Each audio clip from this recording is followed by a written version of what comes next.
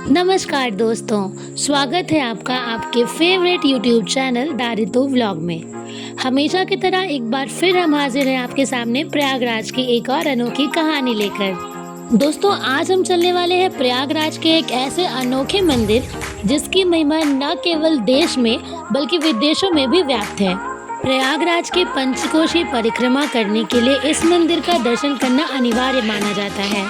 दोस्तों, वैसे तो प्रयागराज ने अपने गर्भ में बहुत सारी अनकही कहानियाँ और किस्सों को छुपा कर रखा है, किंतु इस मंदिर की बात कुछ विशेष है क्योंकि यह मंदिर बहुत अलौकिक है। दोस्तों, मैं दावे के साथ ये बात कह सकती हूँ कि अगर आप प्रयागराज में रहते हैं तो निश्चित तौर पर आपने इस मंदिर के दर्शन किए ही होंगे, और यदि आप प्रयागराज के निकटवर्ती क्षेत्र में हैं तो जल्दी से जल्दी इस मंदिर के दर्शन करने के लिए आ जाइए। जनश्रुतियों के अतिरिक्त इस मंदिर का उल्लेख ब्रह्म वैवर्त पुराण, देवी पुराण, श्रीमद् भगवत पुराण और पद्म पुराण में भी मिलता है।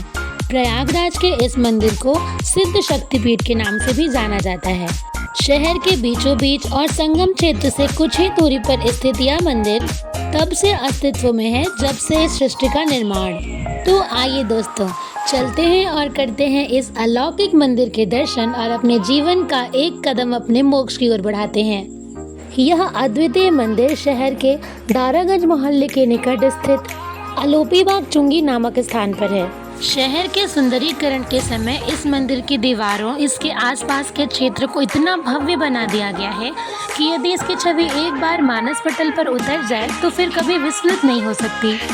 ऐसे अद्भुत मंदिर का नाम है श्री आलोप शंकरी शक्तिपीठ मंदिर, जिसे स्थानीय भाषा में आलोप शंकरी माता आलोपी देवी मंदिर के नाम से भी जाना जाता है। दोस्तों, माता आलोप शंकरी को प्रयागराज की अधिष्ठात्री देवी भी कहा जाता है।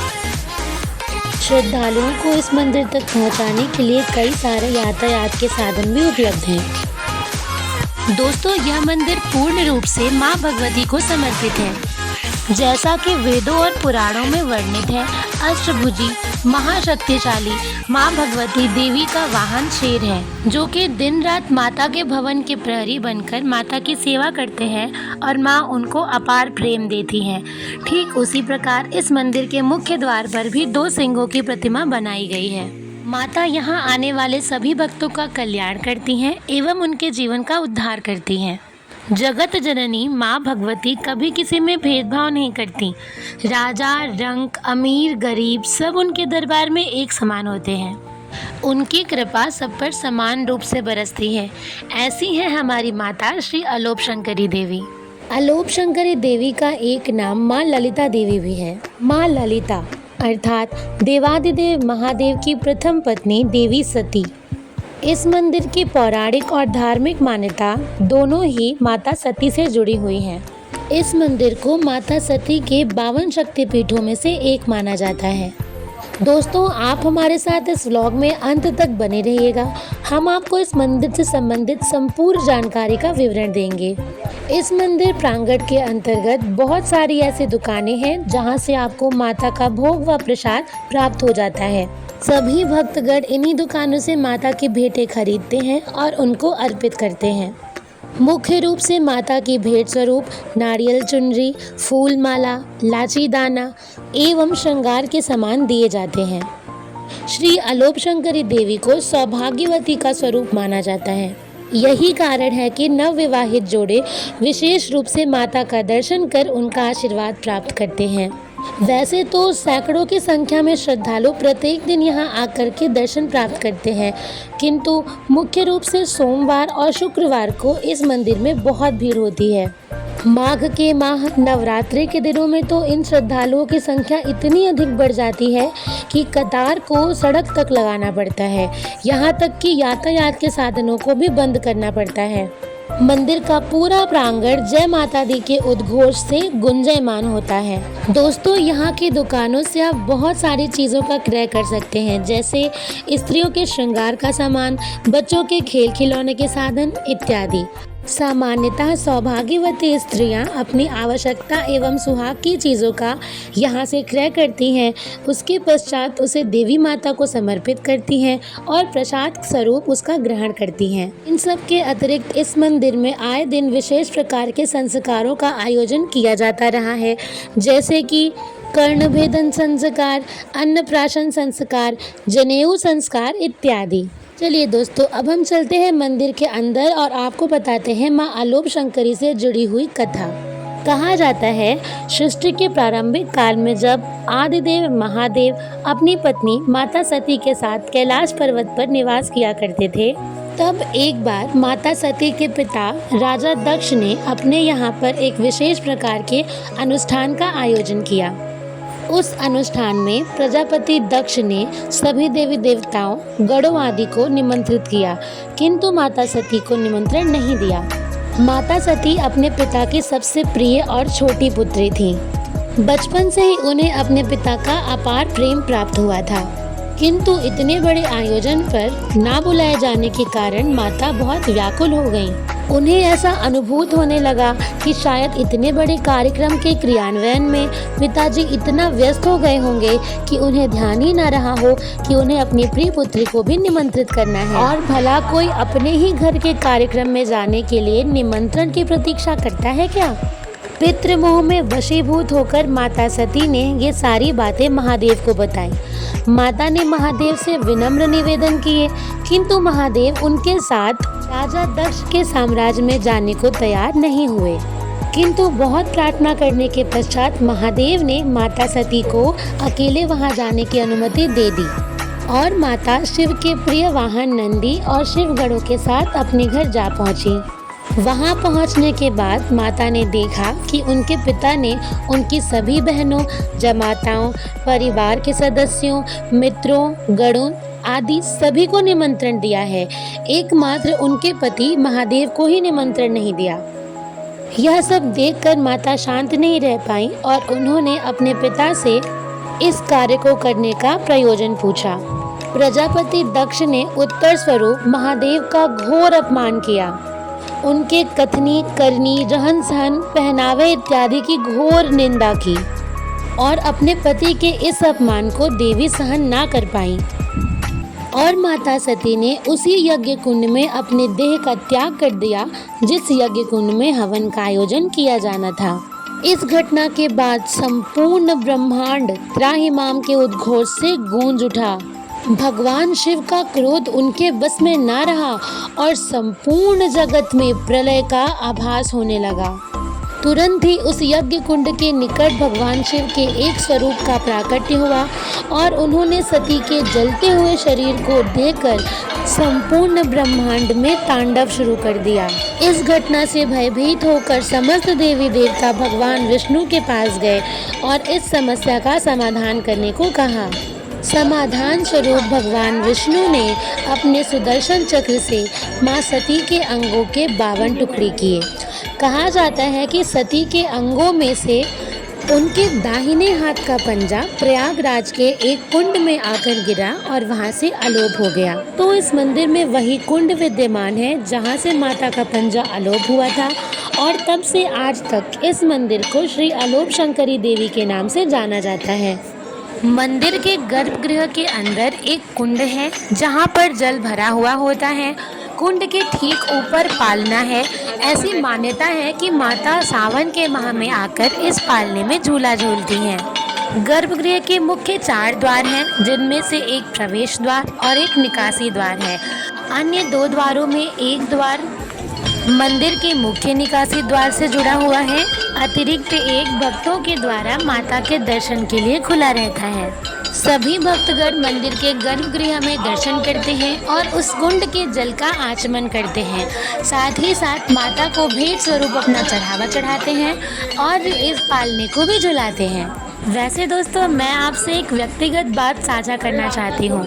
आज के पहले भी मुझे आलोपी माता दर्शन का कई बार सौभाग्य प्राप्त हुआ है, किंतु मैंने कभी भी मोबाइल फ़ोन गर्भगृह के अंदर ले जाकर के वीडियो रिकॉर्ड नहीं किया। जब मैंने देखा कि यहाँ पर आए हुए सभी भक्तगण माता और अपनी भेंट के सुहाने पलों को रिकॉर्ड कर रहे हैं, तो मैंने भी अपना कैमरा निकाला और आप सभी के लिए ये सारे पल रिकॉर्ड कर लिए। यहाँ तक तो सब कुछ ठीक चल रहा था दोस्तों, लेकिन इसके बाद मेरे साथ एक ऐसी घटना हुई जिसको मैं शब्दशः आपके सामने प्रकट भी नहीं कर सकती। इतने सारे भक्तगणों में सबके पास मोबाइल फ़ोन और कैमरा था, यहाँ तक कि सभी लोग मंदिर के गर्भगृह का रिकॉर्डिंग कर भी रहे थे, लेकिन इन पुजारी जी को उन सब में से किसी के भी हाथ में यह दिखाई नहीं दिया। फ़ोन उन्हें दिखाई दिया तो सिर्फ और सिर्फ मेरे हाथ में। इसके बाद पुजारी जी ने मुझसे इतने निम्न स्तरीय शब्दों से बात की, जिसके बाद मुझे बहुत कष्ट हुआ। हमारे ग्रंथों में ब्राह्मण को देवता के तुल्य माना जाता है। अगर मैं आप सबके सामने उनके कई शब्दों का पुनरुच्चारण करूं, तो मुझे ऐसा लगेगा कि मैंने संपूर्ण ब्राह्मण जाति का अपमान किया है। इन सब के बीच मुझे एक बात समझ में नहीं आई, जब कोई सामान्य व्यक्ति किसी विशेष वर्ण, जाति, कुल या पद तक पहुंच जाता है, तो वह ये बात क्यों भूल जाता है कि सबसे पहले वो इंसान है और उसका सबसे बड़ा धर्म है इंसानियत। आप सबकी इस बारे में क्या राय है दोस्तों, मुझे कमेंट्स बॉक्स में लिख के ज़रूर बताइएगा। चलिए दोस्तों, फिर चलते हैं मंदिर की कहानी की तरफ और अपने व्लॉग को आगे बढ़ाते हैं। गर्भगृह के निकासी द्वार से निकलने पर देवी के 9 रूपों के दर्शन होते हैं। इसके अतिरिक्त हनुमान जी, शिव जी आदि देवी देवताओं के दर्शन भी होते हैं। साथ ही साथ माता सती के 52 टुकड़ों के शक्तिपीठों की एक मनोरम झांकी भी प्राप्त होती है। दोस्तों, बचपन में मैं जब इस मंदिर में जाया करती थी तो ये जालियाँ नहीं होती थी। बहुत ही आराम से हम सब भगवान के करीब बैठ सकते थे, उन्हें देख सकते थे और छू भी सकते थे, किंतु अब ये सब संभव नहीं है। कभी कभी तो ऐसा लगता है कि कहीं इस विकास ने भक्त और भगवान को एक दूसरे से दूर तो नहीं कर दिया। बताओ दोस्तों, आपको क्या लगता है? दोस्तों, हम माता के दर्शन करने के पश्चात बाहर निकलने ही वाले थे कि वहाँ हमें मिलते हैं कुछ प्यारे से भक्त जिन्होंने हमारे वीडियो को हाई फाइव दिया। मैं उम्मीद करती हूँ दोस्तों कि काश हमारा वीडियो उनके तक पहुँच जाए और वो भी अपने अनुभव को बता सकें। और दोस्तों, यहाँ पर आकर अलोपी माता मंदिर के संपूर्ण दर्शन होते हैं। बहुत सारे लोगों को अलोप शंकरी माता के विषय में तो पता होता है, किंतु इसी मंदिर से जुड़े हुए एक और पौराणिक मंदिर के विषय में लोगों को ज्ञात नहीं है। अलोप शंकरी देवी के मंदिर के निकास द्वार से निकलने के बाद सीधे मार्ग पर चलते हुए एक और महत्वपूर्ण मंदिर पड़ता है, जिसका नाम है श्री भगवती जालपा देवी मंदिर। दोस्तों, आप लोगों ने चिकन पॉक्स जैसी बीमारी के बारे में तो ज़रूर सुना होगा, जिनको लोग सरल भाषा में बड़ी माता, छोटी माता इत्यादि के नाम से बुलाते हैं। ऐसी भी विशेष मान्यता है कि लोगों को इस मंदिर के दर्शन करने के पश्चात ऐसे भयानक रोगों से मुक्ति मिल जाती है। प्रत्येक अमावस्या और पूर्णिमा को जालपा देवी के मंदिर में बहुत भीड़ होती है। दोस्तों, वैसे तो जालपा देवी मंदिर माँ भगवती के स्वरूप का ही एक उदाहरण है, किंतु इस मंदिर के पीछे की भी एक छोटी सी कहानी है। कहते हैं प्राचीन काल में एक बहुत सुंदर सी कन्या विवाह के पश्चात अपनी डोली में बैठकर इसी रास्ते से जा रही थी। अचानक से डाकुओं की टोली ने उस डोली पर आक्रमण कर दिया। सभी बाराती गणों और उन डाकुओं के बीच घमासान युद्ध हुआ। युद्ध के पश्चात जब डाकुओं ने उस डोली के पर्दे को हटाया तो उसके अंदर बैठी कन्या गायब हो गई। तब से आज तक गायब हुई उस अलौकिक और चमत्कारी कन्या को श्री जालपा देवी का स्वरूप माना जाता है। इस मंदिर में भी अलोपी माता मंदिर की भांति ही माता के झूले के ठीक नीचे एक कुंड है, जिसमें जल भरा हुआ होता है। भक्तगण इस जल का आचमन करते हैं। साथ ही साथ यह भी मान्यता है कि जिन व्यक्तियों को शारीरिक रोग होता है वो इस जल का अपने शरीर पर लेप लगाते हैं और तत्पश्चात उन्हें जलन से ठंडक मिलती है और उनकी समस्या का निवारण हो जाता है। दोस्तों, लोग बड़ी संख्या में माता के दर्शन करने, अपनी इच्छाओं की पूर्ति करने के लिए इस मंदिर में आते हैं। साथ ही साथ वह अपने मन्नत का धागा, चुनरी आदि भी इस मंदिर में बांधते हैं और मंदिर में मन्नत पूर्ण हो जाने के पश्चात माता का भव्य श्रृंगार कराते हैं, यज्ञ हवन इत्यादि का भी आयोजन कराते हैं। श्री अलोप शंकरी देवी, श्री भगवती जालपा देवी के दर्शन करने के पश्चात भी इस मंदिर के दर्शन और परिक्रमा को पूर्ण तब तक नहीं माना जाता जब तक यहाँ के निकटवर्ती शिव मंदिर का दर्शन न कर लिया जाए। और इस अनोखे और विशिष्ट शिव मंदिर का नाम है श्री ललितेश्वर महादेव।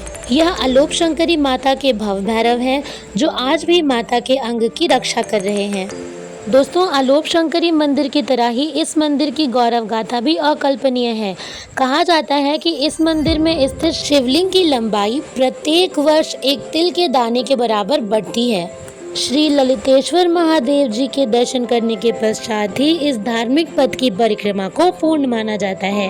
इस मंदिर में भगवान शिव के अतिरिक्त हनुमान जी, कालरात्रिणी, भैरव बाबा, गौरी गणेश, सीताराम, राधे कृष्ण देव भी विराजमान हैं। प्रत्येक सोमवार और शनिवार को इस मंदिर के दर्शन में बहुत भीड़ होती है। सभी भक्तगण रुद्राभिषेक, शिवाराधना, यज्ञ, पूजन, हवन आदि के कार्य करते रहते हैं। दोस्तों, आपको हमारा वीडियो कैसा लगा कमेंट्स बॉक्स में ज़रूर बताइएगा और हमारे चैनल को लाइक, सब्सक्राइब और शेयर करना बिल्कुल मत भूलिएगा। जल्द ही मिलते हैं एक नई और अनोखी कहानी के साथ। तब तक के लिए जय माता दी, जय श्री राम, हर हर महादेव।